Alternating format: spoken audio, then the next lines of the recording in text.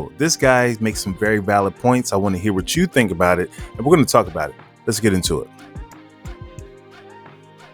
Of seeing that a rapper from Migos died, I just wanted to go ahead and make a video about something I have a unique experience in. So I directed a bunch of rappers, people like Gucci Mane, Snoop Dogg, Lil Yachty, the list goes on and on and on, okay?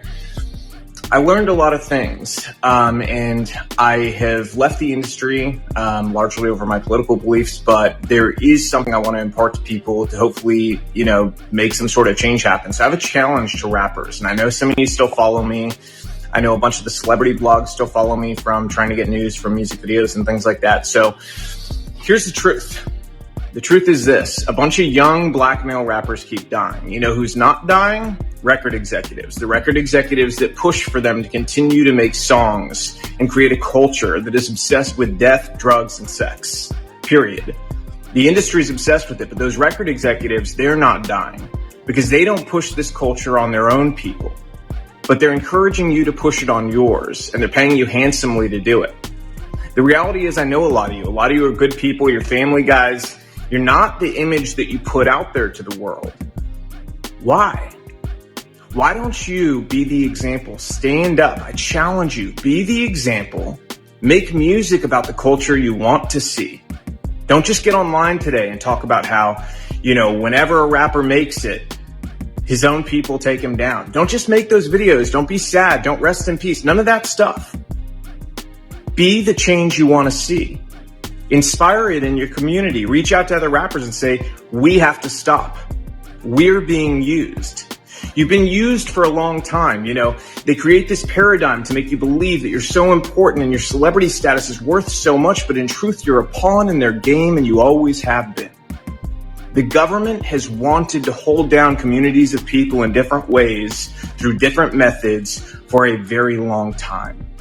Their method in the black community has been to use entertainment to create a culture obsessed with death, drugs, sex, and money so that they could create a false paradigm of what happiness and what success really was. And in doing so, they created a world that also made people more dependent on government, and as a result, gave themselves more power. The record executives that push you to do this, to go and continue to profit off the backs of your work, they're in cahoots with the elite. They're in cahoots with the government. They want you to think you're important, but in truth, you're just doing their dirty work for them, so stop. They've empowered you in ways that are real. You have an audience, you have platforms, you have the ability to make change. So go against the grain together. They're more afraid of you all together standing up and creating a new culture that's built around family, faith, freedom, doing the right thing, valuing life, than they are of anything else. So I challenge you, use your power to do the right things. If you continue to do the same thing you've done, more rappers like this are going to die. How many have to die before you change the culture?